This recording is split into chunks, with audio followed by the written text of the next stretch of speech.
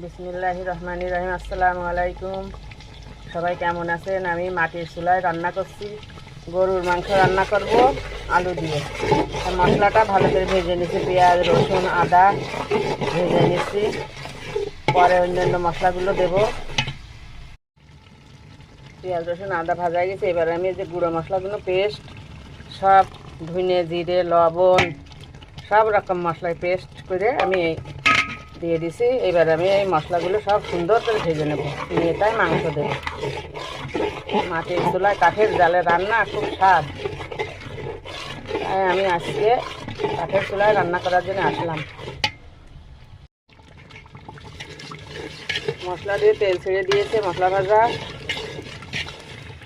আমি এবার মাংসগুলো দিয়ে দেব।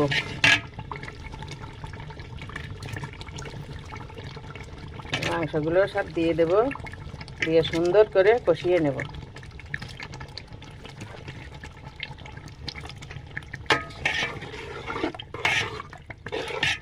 সব মাংস দিয়ে দেব। মাংসটা কষানো হচ্ছে, কষানো হয়ে গেছে, ধোয়ার জন্য দেখা যাচ্ছে না কেন।